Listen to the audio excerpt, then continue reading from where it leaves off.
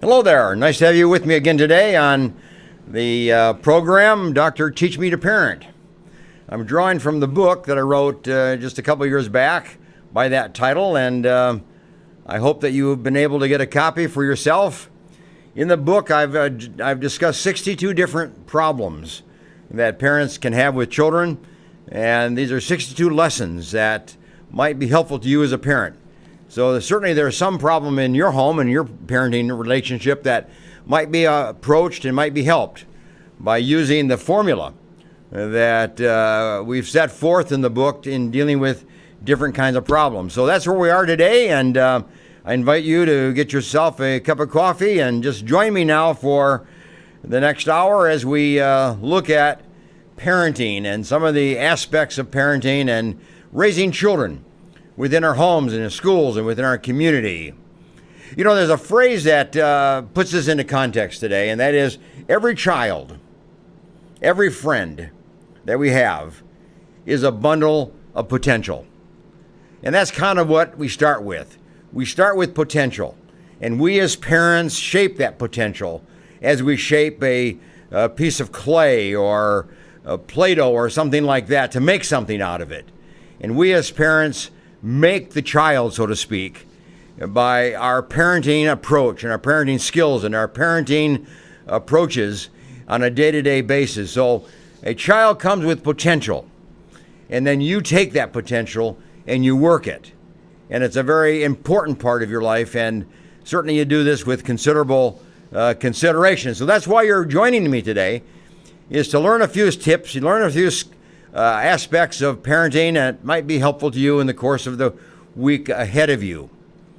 Now, today what I'd like to do is to look at the issue of friendship and how we develop friendships and the importance of friendships and why friendships are very important in our life, whether we're a parent or we're the child.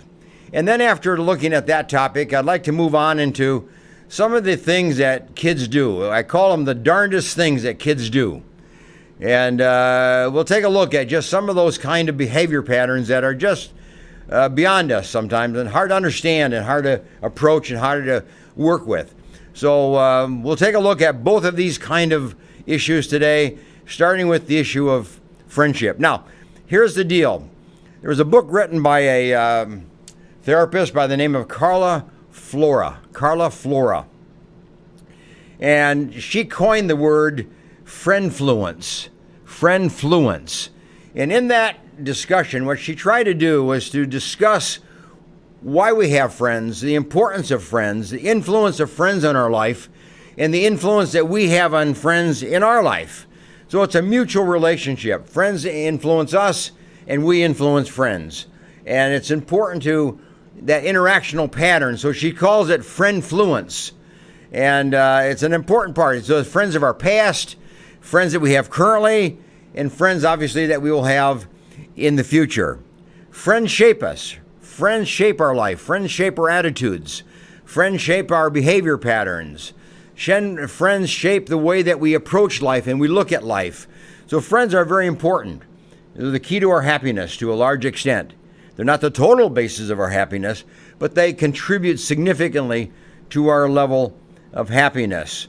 So we need to understand the issue of friendship. So what I'd like to do now is just turn to some of the issues of friendship and why we have friends and what's the contribution that friends make in our life. Now, let me start with number one.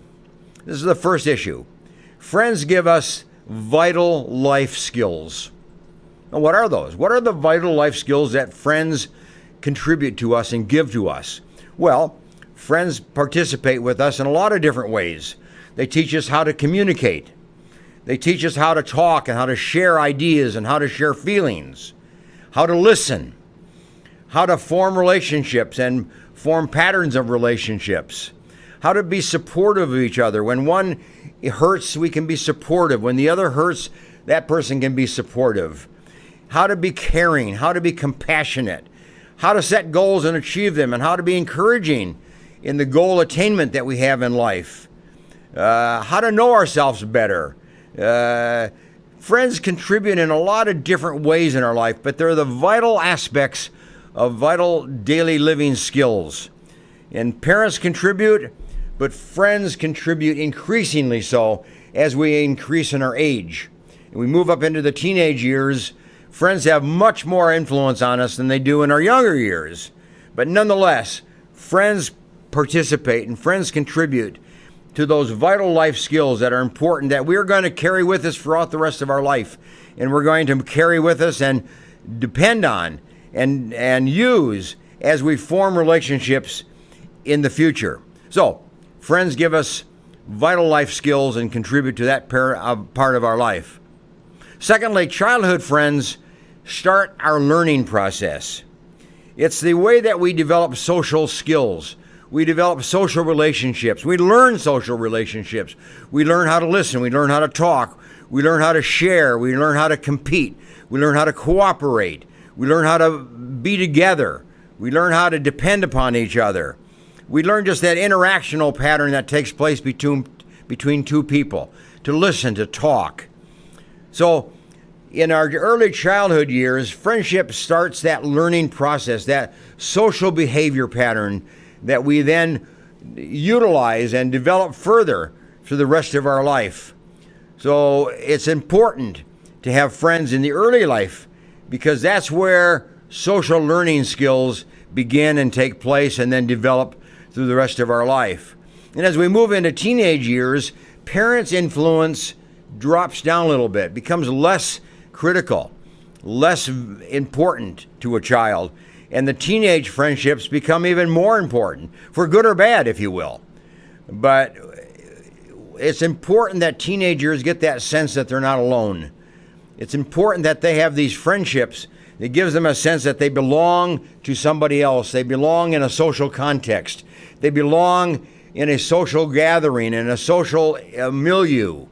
And what happens then is that we develop this kind of social skill, and that we use that in our approach to teachers. We use that in our approach to employers and in approach to the people we work with later on in life. We develop these well-established social patterns in our teenage years of who's a friend and who's a parent. What can we do with friends, and what can we share and talk about with friends, and what we can share and talk about with parents. So the teenage years becomes a very, very important one to develop that sense of intimacy, that sense of openness, that sense of listening and sharing our life and sharing our feelings and sharing what we think with other people, and having that feeling that we're mutual, we're all one, we're all part of a social situation, a social gathering, a social relationship. So teenage years, we begin to bond. We begin to form that bond that pulls us together, and for the rest of our life, we then move from relationship to relationship and from bond to bond, and we sometimes drop relationships and form new ones. But it's that skill of forming relationships that's done during our teenage years. And then number 4, friends help us define our priorities. You know, we are with friends, we're around friends, and we watch how they behave, how they think, the attitudes that they portray. And sometimes we say, I don't want that. I don't want to be like that. And we back off from those friendships. And then there are times when we have friendships that speak of attitudes and speak of behavior patterns and actually behave in certain ways that we seem to appreciate and want and desire. And we learn our social behavior through our friendships and our social relationships. And we then develop these sense of priorities of what's important and what's not important, what's good and what's not good, what do we do and what we don't do. See, that's what happens in friendship relationships. We develop these feelings and these ideas and these choices of priorities, and then we form our life and we move on forward in our life with those kind of priorities and those kind of choices. And we restore ourselves and we build ourselves up and we become part of a pattern of social relationships that starts in teenage years, childhood years, and then moves on into our early adult years. So we define our priorities through our friends, largely. And then friends help us acquire even more friends.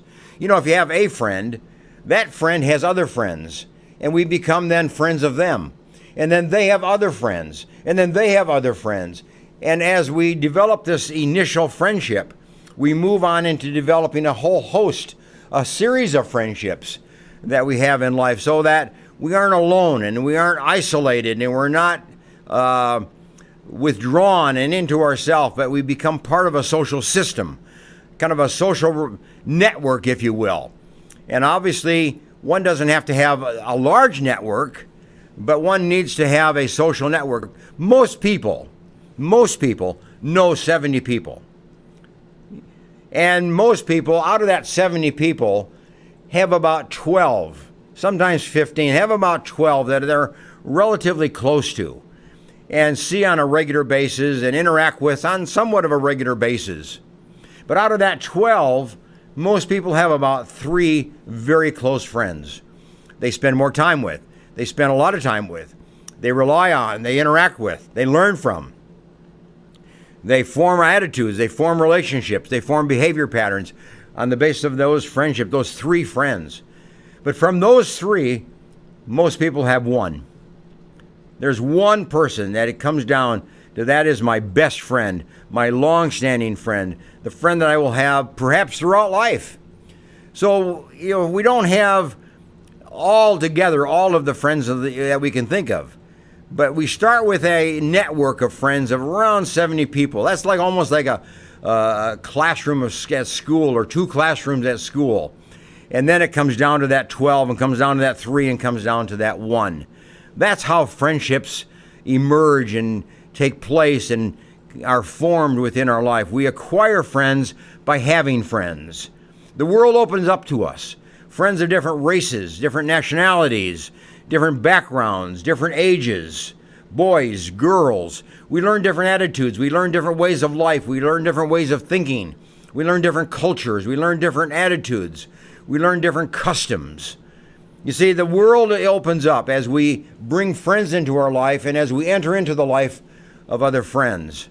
So it's taking a small world that we start with as a child, and we begin to open that up into our teenage years and into our young adult years, so that our life then becomes one of expansion and one of participation in the world about us and the world beyond us. And we become a kind of a global person as we invite people from different cultures and backgrounds into our life, and we enter into their life, whether it's by neighborhood or by school or through the church or through a club or some organization that we are part of. We develop this sense of openness with friendships. And then lastly, let me just say this for our first segment. Friends give us a support. They are a support system when we hit a tough time in life, when we have failure, when we have hurt, when we have somebody that's turned against us, when we have sorrow, when we have stress, when we have failure, when we have anxiety, when we have fear, when we feel a little bit depressed. It's the friends that we turn to. It's the friends that come into our life and give us support at those times and build us up at that time and give us that sense of strength. It's the idea that if one falls, there's somebody else to help pick us up. It's the idea that 3 strands of a cord or of a string, 3 strings together, are stronger when they're woven together than any one separately. So we're always stronger, together. Somebody has said it this way: if you want to run fast, run alone. But if you want to run far, run together. Run with somebody. And it's that same idea that when we are in misery, when we are in hardship, when we're in a feeling of hurt, we turn to people. We turn to people who are in similar situations or who have been in similar situations. You see, it's that phrase, misery loves company. But even better, misery loves miserable company. We like the people to be around us who have gone through that situation before, or who are also going through that situation. There's that sense of support and that sense of encouragement that we get from friends who are understanding and knowledgeable and appreciative of the feelings that we have at that particular time. Friends will be there. True friends will always be there. And there's a difference. Friends will be there, but sometimes they are not. Sometimes they fade away. Sometimes they have other priorities. Sometimes they have other things that they would rather do. But a true friend is always there. And make the difference between a friend and a true friend. and make sure that you have those kind of friends within your life. So here we are in our first segment. We've just looked at 6 different ways in which friends are important to us, and friends play an important role in our life, and we play an important role in their life. So you can understand why I said at the beginning, that children, every child, every friend is a bundle of potential. And we shape that potential. We work that potential. And then that personal potential comes into our life and helps us through the tough times that we're facing. So, get your coffee out. Make sure you got a book in front of you, Dr. Teach Me to Parent. And we're going to take a little break right now and take a few commercial breaks. And then I'm going to come back with a couple other points about why friends are important, why we need friends.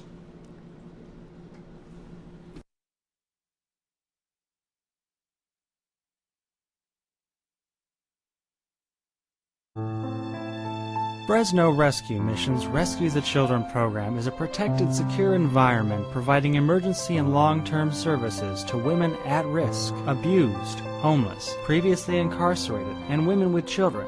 The community provides women and their children a place to get away from destructive lifestyles, offering a place to heal, learn, and grow.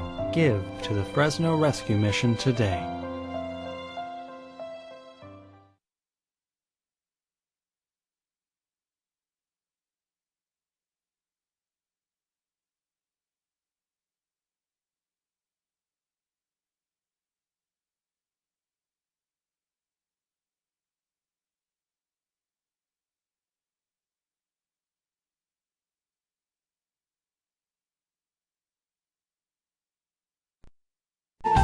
Do you need a locksmith? Layman's Lock and Safe Service and Repair is available for you. 559-228-1805.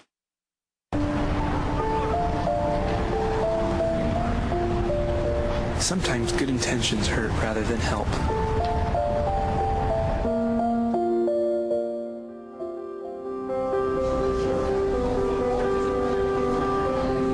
For just $1.76 per meal, the Fresno Rescue Mission offers more than food. We offer hope. Please donate today. Choosing a Medicare plan can be difficult and frustrating.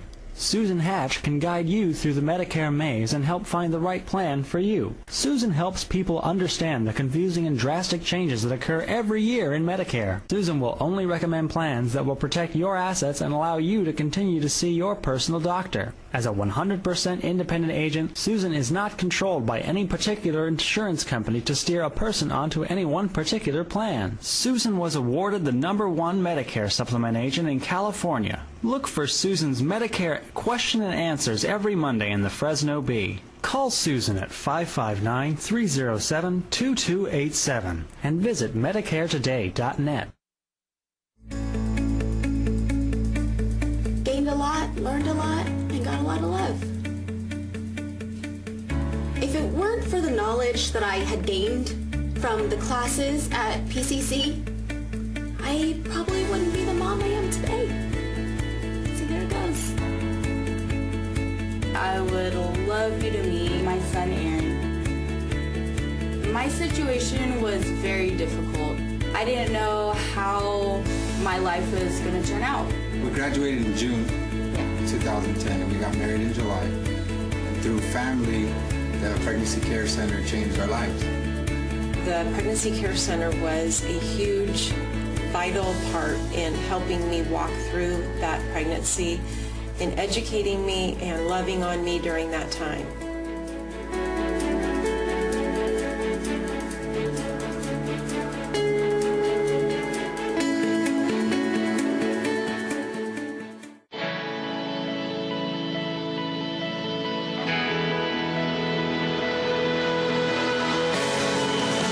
Satellite television transforming the Middle East through hope in Jesus Christ. Sat7USA.org. CentralValleyTalk.com.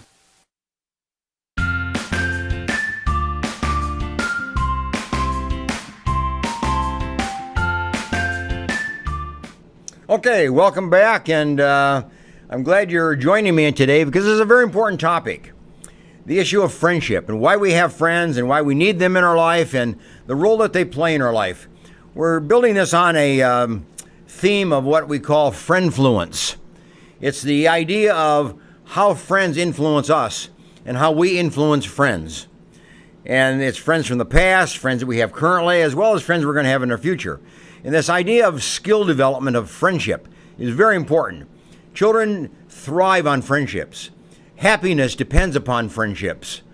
Your success in school, your success in life depends upon the relationships you have and the friendships that you form throughout life. And you learn them, you form them in these early years of life. So it's important to remember that friendship is not just something that happens naturally, but it's something that we acquire and that we build on and we foster and we strengthen and we manage in the course of our life over time. Now let's move on and pick up some of the additional reasons why we need friends. I've just gone through about 7 of them, but let's go through now number 8 and kind of pick up this one. Friends can cause us stress. Unfortunately, friends can be that as well. And we have to learn how to manage that stress. You know, friendships play an important role. They're good for us. They're positive for us. We need friends. But it's also true that some friends, maybe more than others, cause us stress. And then we're in a situation that we have to decide to make a decision. You know, how to handle that stress, how to manage that stress, how to talk to that person, how to moderate the stress level that person brings into our life, and maybe even to the extent that we have to terminate that friendship. There are friendships that need to be terminated. Just because you have a friend doesn't mean that that's a lifetime friend. Just because you have a friend, that doesn't make that a good friend. There are friends that are good, but there are friends that are not good for us. And we need to make that decision. And that's why friendships are important, because that helps us know the kind of people that we can trust and bring into our life and keep and live closely with and live and depend on, as compared to those friends that really we can't depend on and really do not need to be in our life, maybe should not be in our life. They still may be a friend in a sense, but it's a friend that we need to back off from and move away from and even possibly terminate. So, friends can cause us stress. We have to learn how to manage that stress accordingly.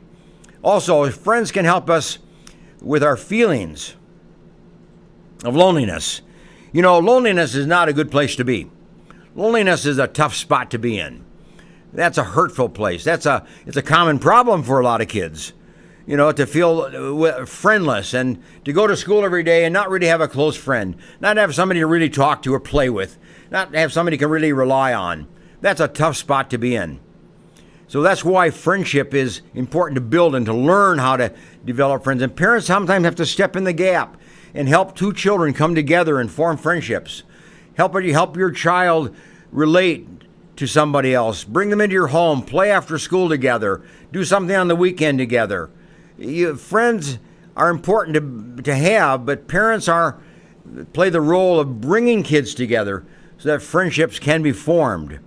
So friendships are important because they break down that feeling of loneliness and that feeling of depression, or you're feeling unimportant, or you're feeling ignored, by other.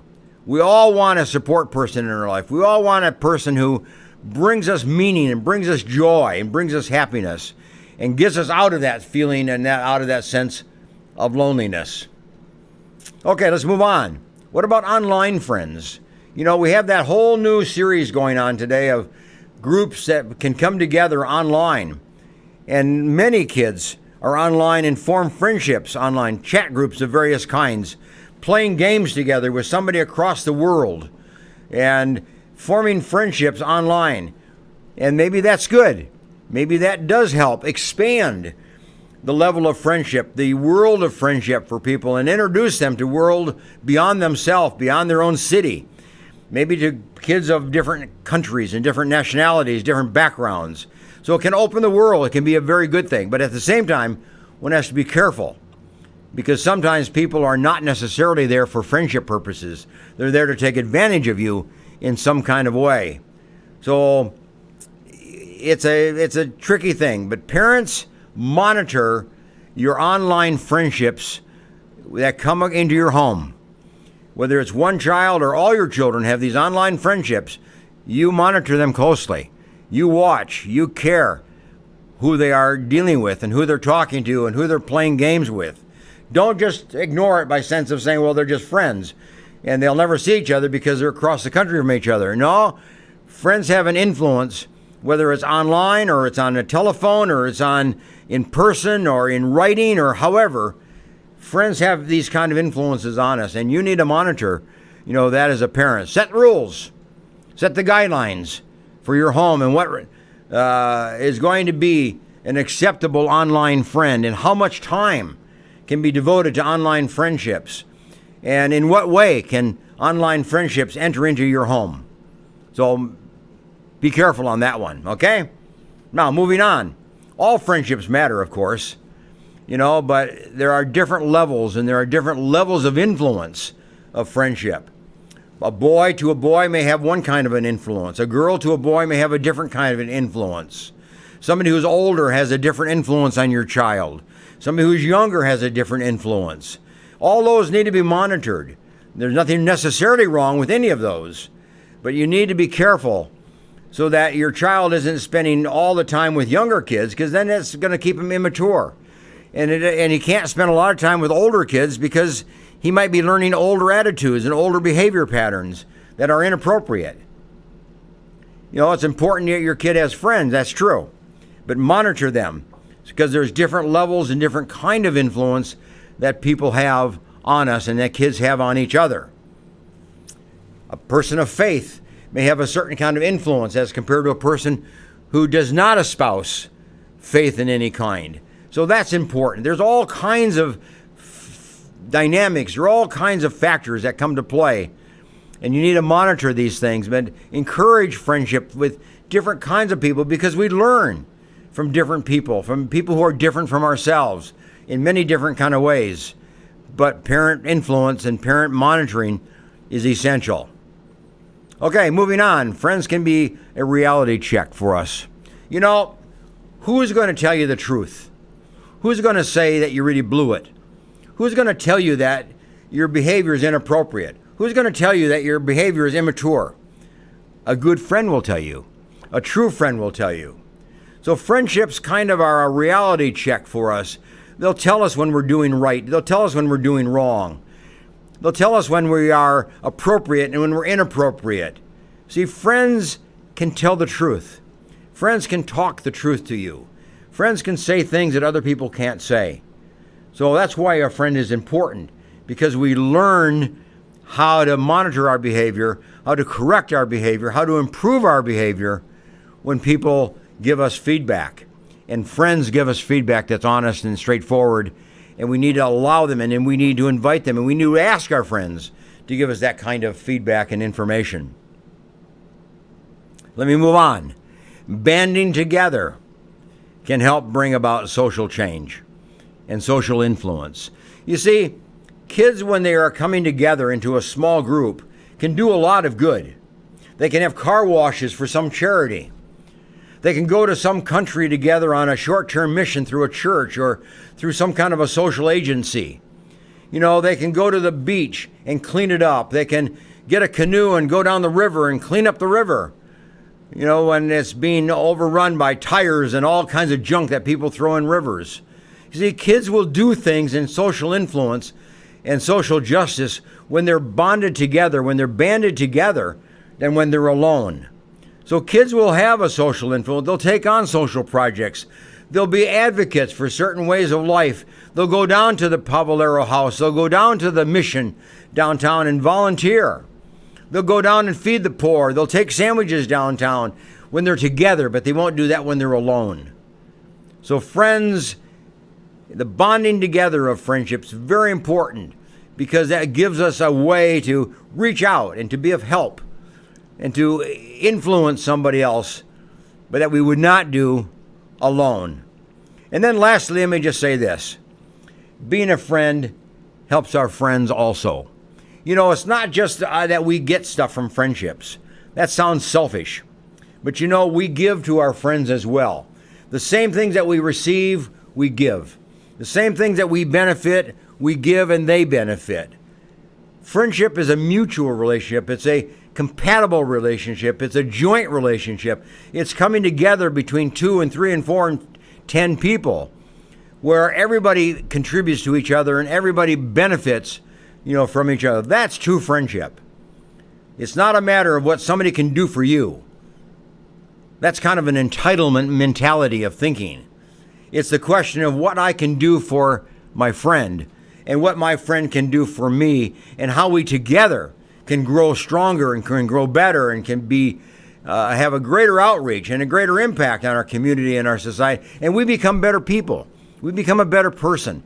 Our family becomes a better family as we reach out and we become part of a social network and a social relationship. You see, it's a give and take.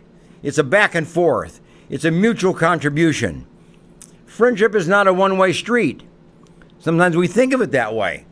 Somehow we think that it's going to be just for our benefit and something that's going to help us when we need help. No, we have to look at it in terms of how we can do these very same things for someone else, how we can help them, how we can ask them how we can help.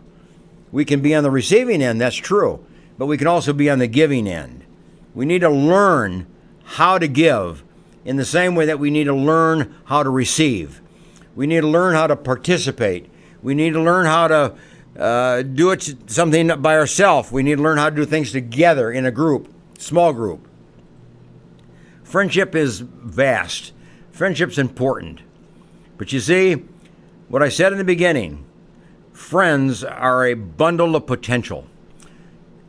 Children are a bundle of potential. And here's where the potential is. It's in the development of friendship. It's in the aspect of developing friendships that are positive and strong and helpful and will move us forward and make us an effective person in our community, a contributing person to our community. And that means the rest of our life. We will have a skill. We will have a knowledge base. We will have a social behavior pattern that connects us with people, that connects us with groups of people, that connects us with activities, that connects us with organizations, that connects us with groups of people. And when we do that, we become part of a broader community, and we contribute, and we become a significant person of influence. So that's why we're introducing this topic, friendfluence. It's through friends we have influence. It's through our friendships we let people influence us. It's through our friendships that we influence other people. So it's the idea of friendfluence that's very important in our life. And I encourage you to kind of think of it in that sense and work on it this week. Now here's your assignment. All these ideas about why have friends and how to have friends and the importance of friends and how to develop friends, it might be overwhelming. You may be a person that needs a lot of friendship building. You may need the skills of friendship building. Take 1 or 2 of these, maybe 3 of them, but that's all. And work on them this next week or 2, or maybe this next month. Just work on the idea of developing friendships and the skills of friendship. And then once you've developed that, move on to another one, and then move on to another one. So just look at the screen that's being portrayed in front of you of the different aspects of friendships and why friendships are important to us, and pick 1 or 2 or 3 that could be helpful to you and help you move forward in your social behavior and in the connections that you have with people during the course of this week. So get something that you can work on. Pick one and then work on that one. You can't work on them all. That's overwhelming. But you can work on 1 or 2 and maybe 3. But do what you can to build your life strong with other people, and that you can say you have the friendships that matter and that you will be a person that matters to others. And when you are, then your happiness increases, their happiness increases, your effectiveness increases, and so does theirs. Your life is expanded, and so is theirs. So, this is the end of section 2, and what I'd like to do now is just take a little break, and I'm going to come back and look at the topic of some of the darndest things that kids do. You know, we're baffled by why kids do what they do. But what are some of the darndest things that kids do? We'll take a look at some of them and have a little fun. So come on back in a few minutes, get your coffee, And join me. We're Dr. Teach Me to Parent, based on the book, Dr. Teach Me to Parent.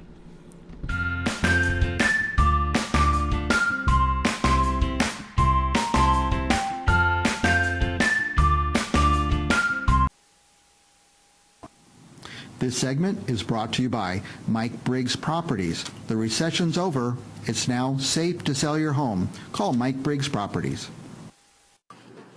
This program is brought to you in part by Avante Health. Sound mental health is an important foundation to productive living. Happy employees are productive employees. Employers have the option to carve out the mental health component of their general medical plan to Avante, a fully insured specialty health plan focusing on mental health, substance abuse, and employee assistance programs. Avante offers full service benefit management, from eligibility determinations to in-house claims processing. Avante can handle all aspects of your benefit management needs. Avante Health provides EAP mental health services to the employees and families of local and national companies, businesses, and governmental agencies. For more information, call Avante Health 800-498-9055. 800-498-9055. Visit AvanteHealth.com. Dr. Alan Hedberg is proud to have Avante Health as a sponsor of this program.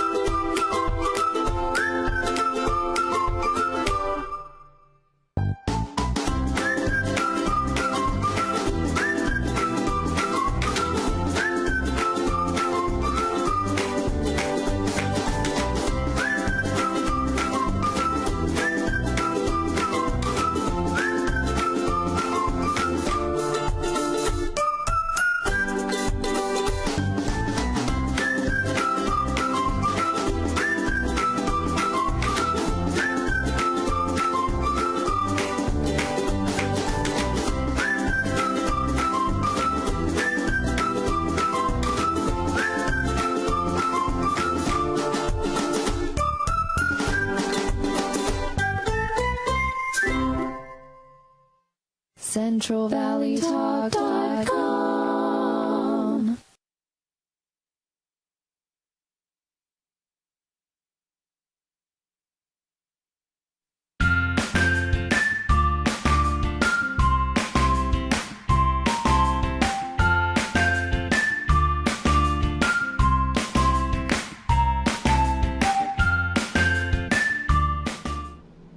Hello there. Glad to have you back with me. And we've just now completed a topic on friendship and why to have friends, how to have good friends, and the role that friends play in our life. And so we just kind of completed that. And if you didn't get in on all of that, you can pick up the program on the YouTube. But now what I'd like to do is just kind of shift my topic a little bit and theme and issues that we've been talking about and look at some of the darndest things kids do. You know, many years back, I don't know how old you are, but I can remember many years back there was a television program with the television personality Art Linkletter. And he had a program in the darndest things kids say. And he would ask a kid a question, and this kid would come out with some smart aleck answer, and the audience would laugh. And it was a kind of a fun little program. But you know, kids do darndest things also. And some of them are not so funny. And some of them are not very healthy, if you will. So let's take a look at some of these things that kids do. And again, we're looking at my book, Dr. Teach Me to Parent. I encourage you to pick it up.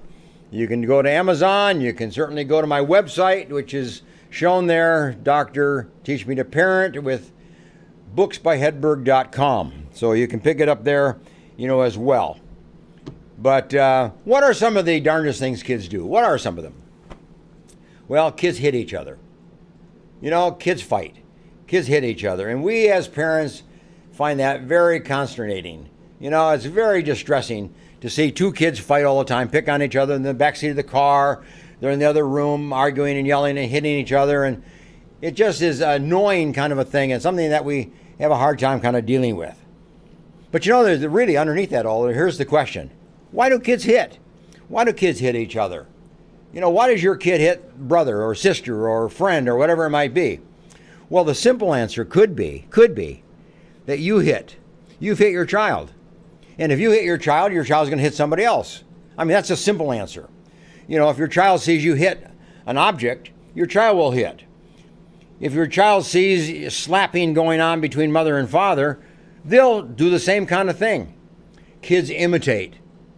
Now, if they're exposed to hitting in the classroom, in the schoolroom, out in the class area, playground, neighborhood, wherever, if they see hitting going on, they'll do the same thing. Hitting kind of gives permission to hit.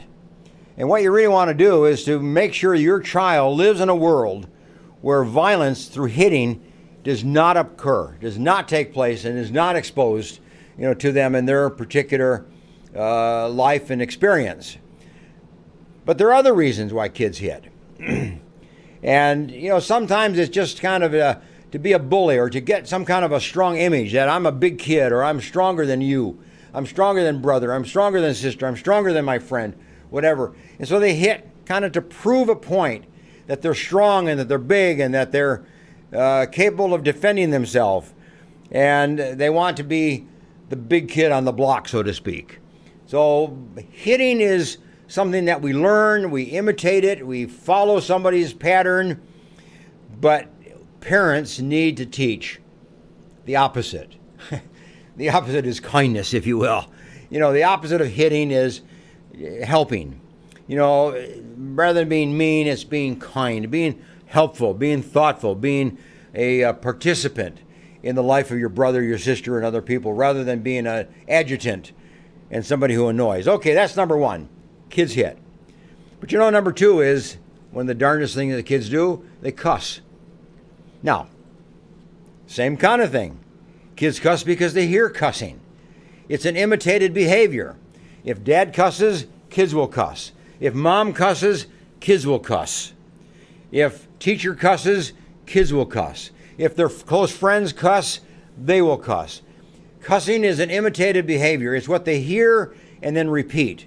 So of course kids will cuss. If they're in a world where cussing is allowed and takes place around them without immunity and without any kind of correction. Cussing needs to be right away, right from the very beginning, stopped by saying, other people may talk that way, but we don't talk that way. We're not going to talk like that way in our house. In our home, we don't talk like that. And you set the tone, you set the conditions, you set the difference. That what it takes place in somebody else's house is not what takes place in your home. What takes place and coming out of somebody else's mouth is not what comes out of your mouth. And parents have to help them make that distinction, that cussing is not allowed. And we don't want that kind of behavior within our home. But kids will do it unless you put a curb on it. Okay, another darn thing that kids do, they get low grades. Sure, they get low grades. They're capable of very high grades. Maybe a kid's capable of A's, maybe B's, maybe a mixture of A's and B's, but is getting C's and maybe even a D. Why? Well, the important thing is to make note of why kids get low grades. Sometimes you find out by discussing it with them. Sometimes you're discussing it with the teacher. But sometimes just looking at your own life as a parent. Have you set the expectation for kids? Have you set an expectation that nothing below a B is acceptable? Have you set the expectation that nothing below a C is acceptable? If you don't set the expectations, the kids won't rise to that level. They won't reach that level of attainment or success or achievement. So you as a parent set the bar. And you can set the bar low, you can set the bar high, or not even set a bar. And if you don't set a bar, you're going to get very little from that kid, even though he's capable. And one of the things that I find myself often doing in my counseling practice with parents is helping them get a realistic and a fair and honest assessment of their kid and then set the bar. And then nothing below that is acceptable. And they support everything above it and praise and approve and affirm and congratulate kids as they attain a level higher than the bar that was set. But if you set a low bar, or if you don't set a bar, that's what you're going to get. That's exactly what you're getting. Kids will live to the level of the expectation placed on them. And you as a parent is the one that places that expectation. Okay, moving on. Kids get headaches and stomach aches. You know why? Why do kids get headaches? Well, stress is probably the answer. You know, rarely does a child have a tumor that would produce a headache. That's rare. Possibility needs to be perhaps ruled out, particularly if that headache is concentrated into a small area or pinpointed. But kids get headaches out of stress, out of distress, if you will, out of the pressures that they live with, the anxieties that they live with, the fears that they live with, the stress that's in their home, the stress that's in their classroom, the stress that they have with their friends and each other. They get headaches for that. And some kids get stomach aches. Some kids get back pain. We get all kinds of distress signals when we're under stress. And every kid is different. Some kids get headaches. Some kids get stomach aches. Some kids get back aches. Some kids can't sleep under stress. Some kids get more irritable and restless and can't pay attention. We're all different. But when you see these kind of symptoms of pain of various kinds, quickly rule out any physical pain and rule out whatever the psychological or stress, sociological stress is in their life. And more chances than any, that pain comes from a psychological cause, not a medical or physical cause. Kids experience daily stress. And when they don't know how to handle stress, they know how to manage it, and that stress doesn't go away, headaches will soon emerge. What are some of the stresses that kids get? Well, we as parents give our kids a lot of stress. We yell at them. We divorce. We separate. We leave town. We're gone for a period of time. We change our behavior patterns as parents. We do a lot of different things. We yell at each other as parents, as husband and wife.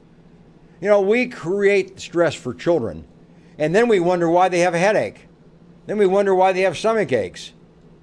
Well, start by looking at your own behavior and change it. Look at the behavior in your own home that you might label as a stressful behavior, and then change it. Ask the child. Ask the siblings. Ask people who come in and go out of your home. Ask parents, grandparents that are in your life, so that maybe you can get some ideas as to why your kid has a headache or a stomach ache and what the stress is in your home that's creating that. Maybe you set the bar of expectation at school too high. Maybe you have. Maybe they can't do it. Maybe you need to relax that a little bit. Maybe you need to teach your child how to relax. Teach your child how to become a more calm and more relaxed individual and have less anxiety and less fear. But anyway, kids do have headaches and they do have some aches. You need to look at it, you need to understand it, and understand that it's probably and most likely stress related. So whatever that stress is, do something about it so that kid can get free of those headaches and free of that pressure and begin now to enjoy life and begin to be more successful in school. Hey, here's another one. Kids have nightmares. Kids get nightmares. You know, if a kid's under stress, if a kid's been traumatized, if a kid has anxiety, kid has fear, something tragic has happened, the death of a grandparent, the death of an animal, a friend, you know, the divorce of parents, the separation of parents, the fighting of parents, watching something on television that's distressing and disturbing, seeing death, hearing about death. I mean, there's lots of things, just all kinds of things that kids take in and don't know how to handle, don't know how to process. And at night when they go to bed, they think about it. And that comes out in the form of a nightmare, the form of a dream. And if you look at dreams of the kids, it's kind of a way of a child trying to get rid of something that's distressing and that's disturbing. So listen to the dream. Find out what the story is in back of it. Discuss it with them. Come up with options as to what that might mean and help them understand it.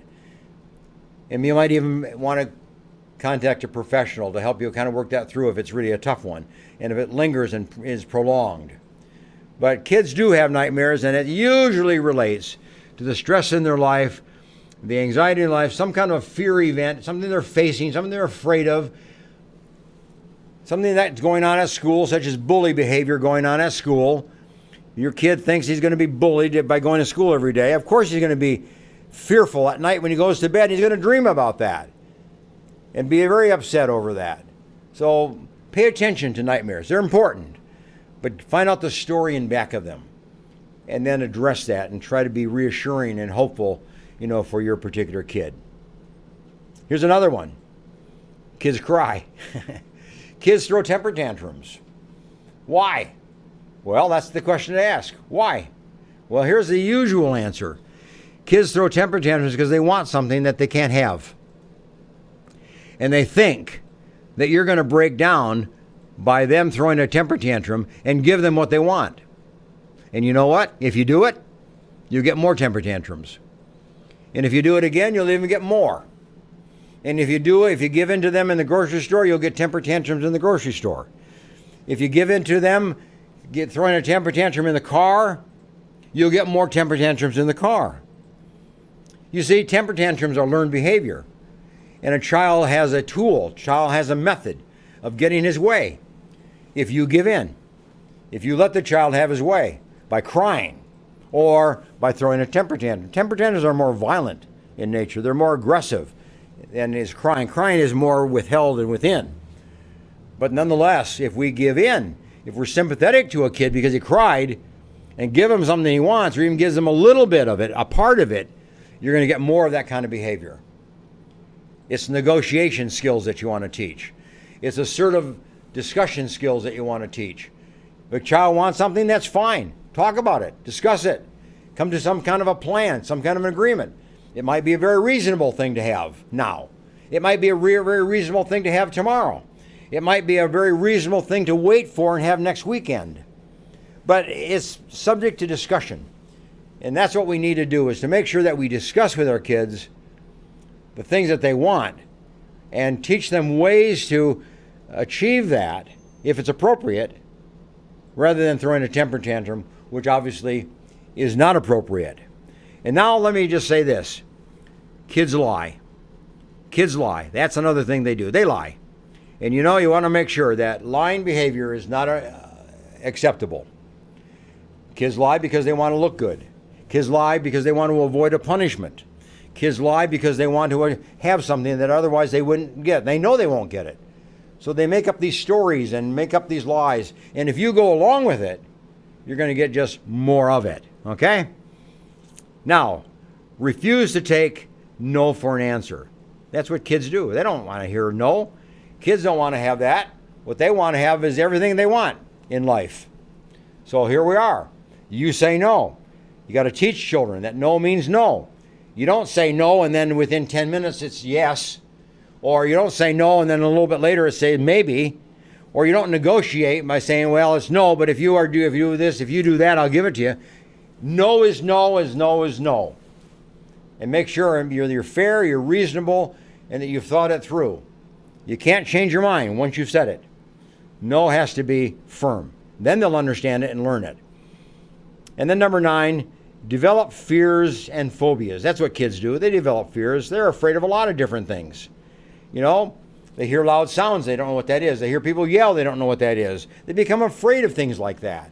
When kids are afraid, you need to be reassuring. When kids are afraid, you need to be supportive and encouraging, to them. And just help them understand that they'll get through it. They'll be loved. They'll be cared for, and that you'll protect them. You'll be with them, and you'll help them. They're not alone. That's what's important.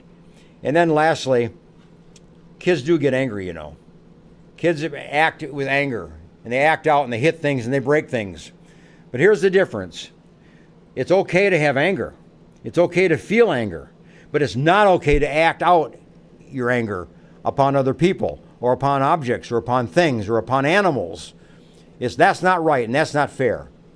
If you want to feel angry, you can feel angry. But we're going to talk about it. We're going to discuss it. We're going to find out ways to reduce that anger and to eliminate that anger so you don't feel that anger anymore. We're going to kind of come to some understanding of that. So you sit down and you talk about it. But you don't let anger be expressed in the form of anger behavior. That's what's the key factor there. Well, anyway, that's the topics for today. I appreciate you listening to me and being part of our program today on friendship building, as well as some of the darndest things that kids do. And here's the deal. Go to my website, booksbyhedberg.com, pick up a copy of my book, Dr. Teach Me to Parent. And I would invite you also to kind of be a part of my podcast. I do a podcast every day. It's called The Psychology Report.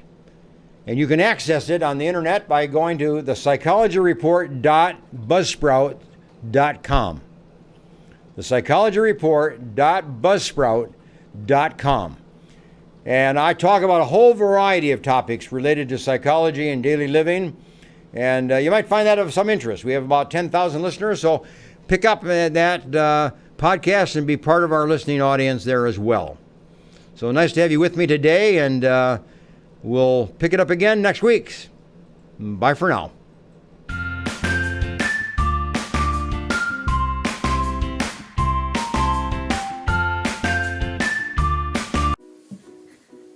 Hey there, world. I'd like to introduce you to someone really special and really cool. This is my mom.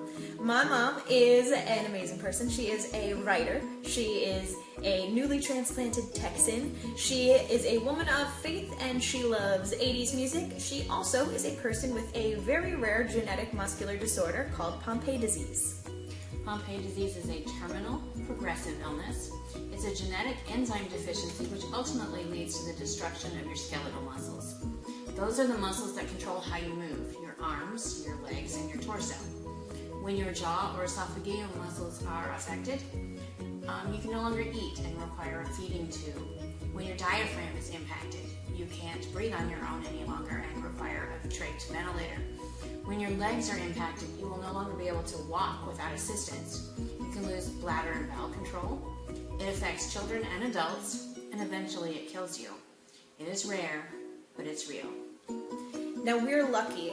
My mom's still able to walk, though she uses a cane to get around most of the time. She's still able to breathe unassisted, but she can't go upstairs, and she needs some kind of assistance to get up from a seated position, like if she's sitting in a chair.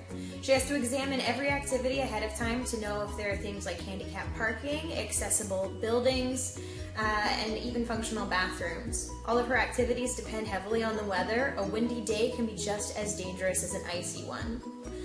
She jokes that you can tell what kind of day she's having by whether she can lift her arms high enough to do her hair.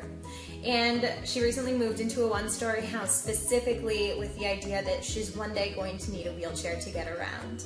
Those are the kind of things she has as everyday concerns. Her normal everyday fears are things like dropping her keys or falling in public and not being able to get up. That actually happened a couple of years ago. She fell and fractured her pelvis because she was unable to break her fall. I receive an enzyme replacement therapy every 2 weeks for life. It's a 6-hour IV. It helps slow the progression of the disease, but it is not a cure. And it costs about $100,000 every time you sit in the chair. Insurance takes care of most of that if you're lucky, but not everyone is, and the expenses add up very quickly. Things like wheelchairs, accessible vehicles, special housing, travel costs to medical conferences, doctor's appointments, and clinical trials. Luckily, there is a group that helps families with Pompe handle these costs. The United Pompe Foundation is a group connecting funds with real people who need help. This was founded by a father whose son has Pompe disease, and they could not find the resources that they needed. They assist patients and their families with medical costs and other expenses that they need to survive day to day. Every little bit helps. There are a lot of things in life that we really take for granted, and sometimes the scariest things in the world are the things that you can't see. So today we're asking for you to help us shed a little light on a rare and scary disease. Please share this video with your friends, your family, strangers, anybody that you come across. Education is a big thing. It makes a big difference. And another way to make a really huge difference in someone's life is to go check out the United Pompe Foundation. Their website is in this video description. Click on it, check it out, and go ahead and donate some money if you're able to. Again, this is an organization giving real help to real people who are amazing and need it, like my mom. I love her, and thank you so much for helping us out. Thank you so much.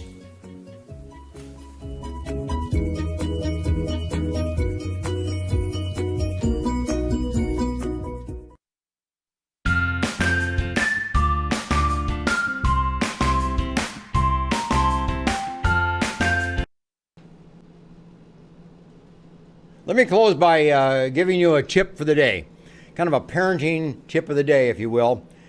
It's important to be a role model as a parent and to engage in the very behaviors you want your children to imitate and learn. That's what's important as a parent. Do the things that you want your kids to do. Be that role model. Be that example. They'll follow you.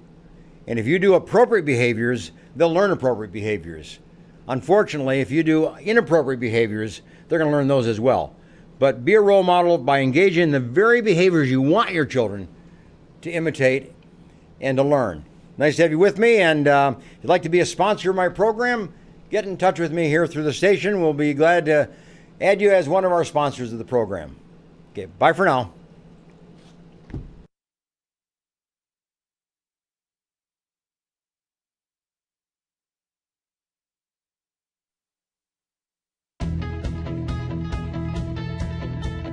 Opportunity isn't always given a door to knock on, so we built one. The door to our kids' futures is often crowded by temptation and misdirection, making it difficult for them to reach their full potential. But once they enter that door, our club door, inside is a place of hope and opportunity. The second home for the nearly 4 million kids we serve every year after school and in the summer. Inside our doors, youth development professionals and mentors provide the guidance, support, and encouragement needed for every kid and teen in an enriching and safe environment, no matter their circumstances. Boys and Girls Club set the standard as the #1 advocate for youth during the out-of-school time. We assure success is within reach for all kids and teens in America, with club members on track to graduate from high school with a plan for the future, demonstrating good character, and living a healthy lifestyle. We're leading America's youth, fostering success well beyond the basketball court through hundreds of programs, from robotics to the culinary arts, providing unlimited opportunities for those seeking. This hope and opportunity builds character, creates leaders, and helps all kids define their future, ensuring young people find their passions, reach for their dreams, and achieve their full potential. Much can be found inside our 4,000 doors nationwide and on military installations around the world. Boys and Girls Clubs is the opportunity for all kids, and our doors are open. Great futures start here.